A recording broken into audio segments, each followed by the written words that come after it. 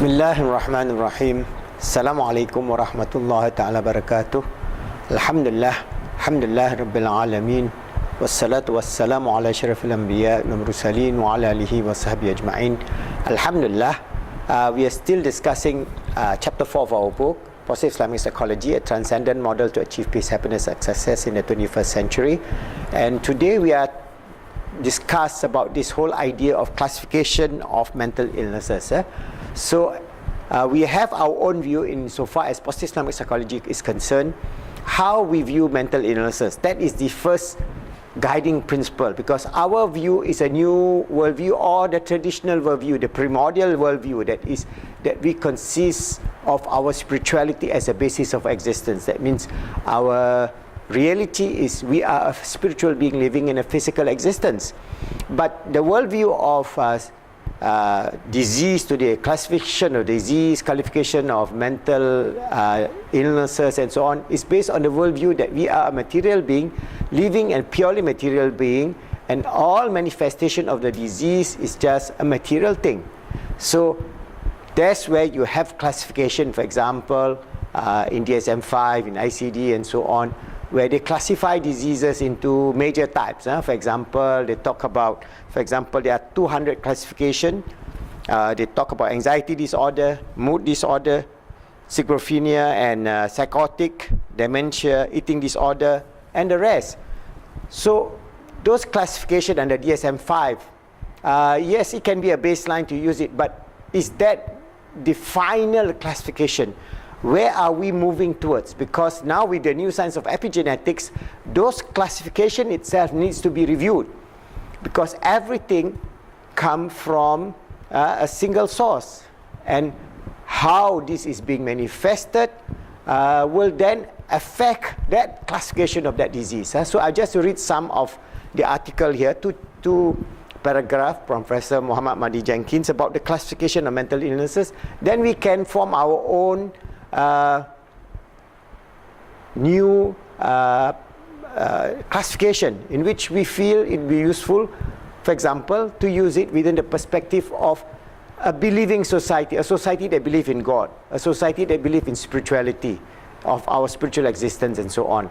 But this is something that is going to take a lot of research, a lot of work, but inshallah, if we can do that, we can then enhance. So what we are saying is not we are throwing the baby with the bathtub. If you have DSM-5, you have the ICDs, those classifications are good starting point. But if we can incorporate more of the value systems of understanding of our existence through epigenetics, through spirituality, through emotional, mental and physical realms of existence, then we would be able to have a different form of classification, because the root cause of everything from the perspective of Islam is imbalance.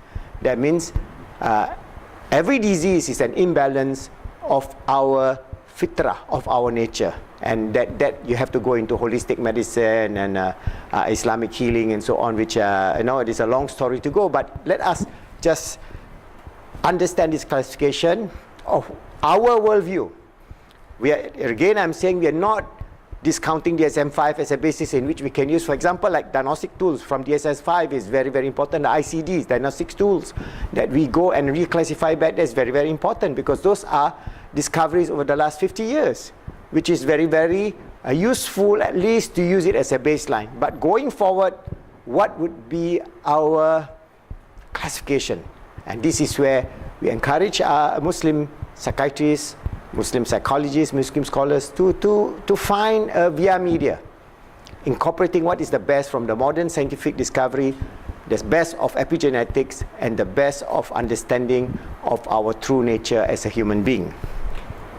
So classification of mental diseases, under that broad definition of mental diseases, every person on this planet is mentally ill. So if you look at the classification of DSM-5 and ICD, we will look at all the signs of mental diseases.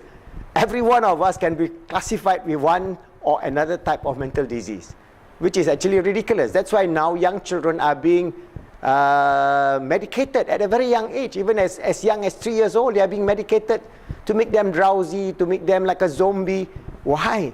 Because of this classification that we take, like ADHD or some other kind of behavioral ADHD or bipolar, whatever it is something that becomes so prevalent that anything and everything you give them some chemicals, some pills, put them, shut them off, switch off their brain, then they'll be of no problem. That is not the solution.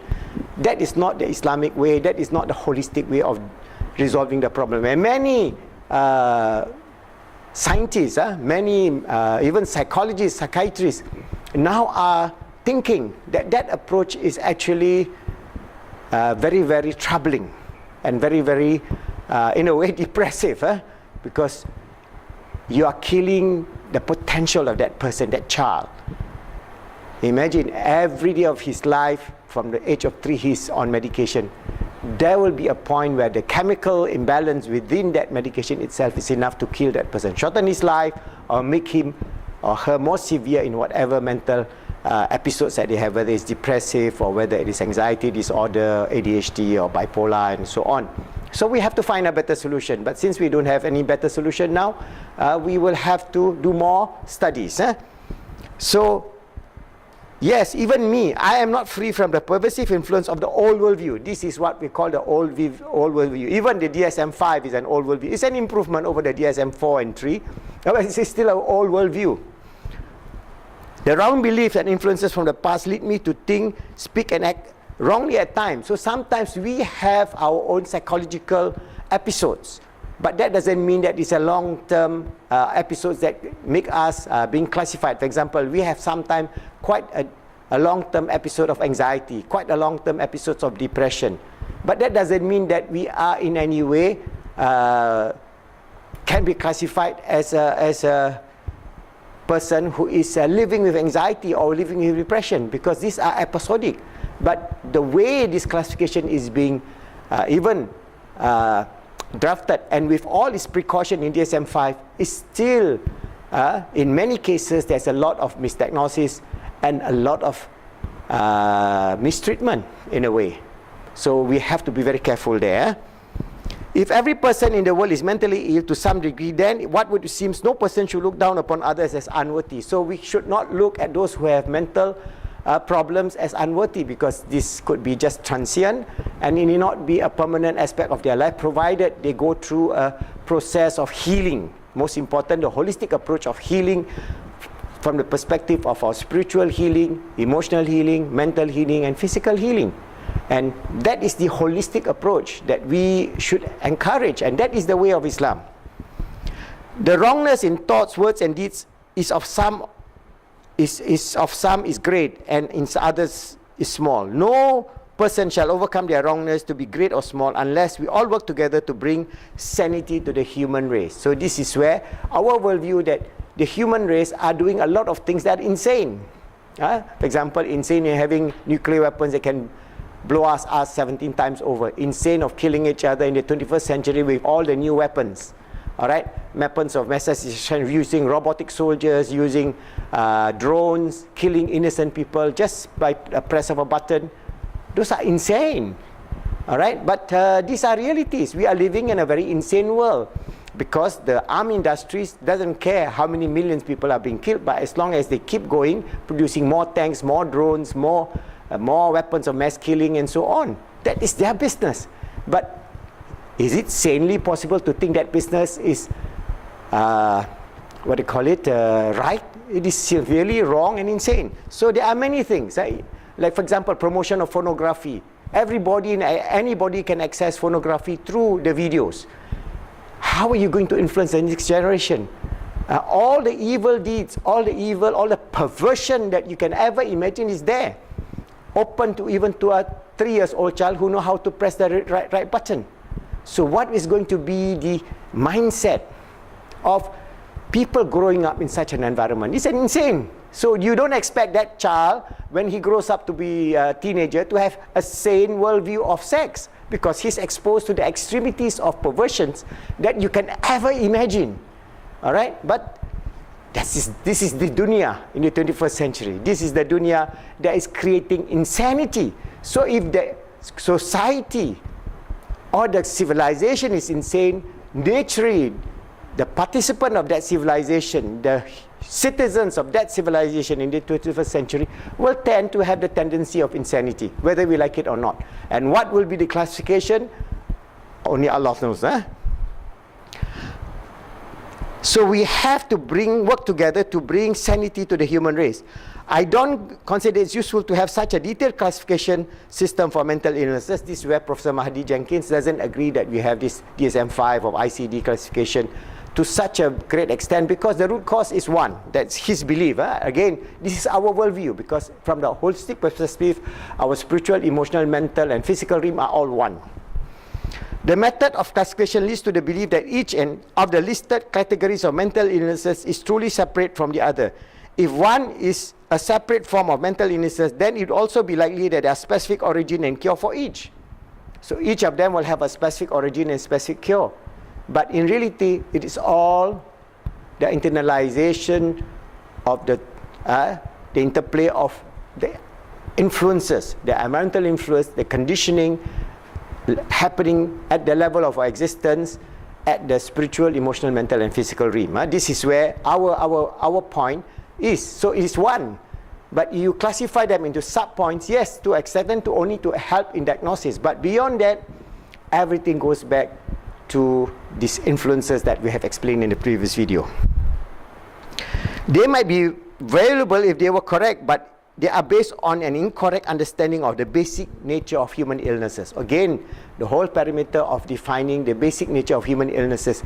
But the pharmaceutical industries, the pharmacies, the pharmaceutical industries are very good at creating a lot of false hope. A lot of their so-called miracle drugs are no better than placebo effect. All right? A lot of, for example, the drugs that's used for treatment of psychological disorder and mental disorder is no better than placebo. Even is better than placebo is only about 5 or 10%. So might as well give them sugar pills and that's it. And you tell them this is a powerful drug and that guy get cured. All right? So this is where they've spent billions and billions and billions of dollars, all right, to create something, to make money very fast, and then say, oh, it doesn't work after 10 years, you know, then we have to find another new one. But by that time, they have already made $100 or $200 billion from the people who are using those drugs, suffering the side effects, suffering the disaster of these pharmaceutical industries, using so-called research as a way to con humanity. This is happening, all right? But we have to go back to understanding of the nature of what is the root cause of all diseases, whether it's physical, mental, and where does this root cause come about. And this is where we Muslims have an answer in terms of, as I mentioned, our nature is spiritual. Our existence in this world is temporary. We are a permanent being living in a spiritual, having a spiritual realm, living in a physical world. So we have our dimensions of our ruh, dimensions of our heart, our qalb, dimensions of our akal, dimensions of our jasad, but they are one. These are manifestations which existed out of the command of Allah, kun fayakun, it became, and this manifestation is created good, fitrah. So when there is an imbalance, then it will manifest certain diseases, and those are the diseases that we can classify either as physical diseases like cancer or mental diseases like bipolar and so on. So that is our worldview, and that is our challenge to the modern world. So it doesn't mean that we say that we are 100% correct, but this is where we hope Muslim psychologists and psychiatrists can understand the holistic nature of our human self, then go back and have a holistic nature of classification of mental diseases, so that we can understand our role in this world to be a person who live in fitrah, person who live in balance, all right, where our ruh, our self, okay, is living in balance, okay, and we have the joy of iman, the joy of happiness, the joy of peace, the joy of mental tranquility, the joy of tranquility of the heart, for only in the remembrance of God can the heart find peace. So those are psychological states, of tranquility, of happiness, in which Allah mentioned in the Quran many, many times. So inshallah, if we can do that, then we can understand that this baseline of whether the DSM-5 or the ICD classification for mental diseases is a good starting point. We don't deny that, but we have to go beyond to understand the intrinsic nature of our existence, that is to be the sincere servant of Allah, to be His Khalifa on this earth, to have ubudiyah to Allah subhanahu wa ta'ala, always striving to make ourselves good, helping others to be good, making the world good, inshallah.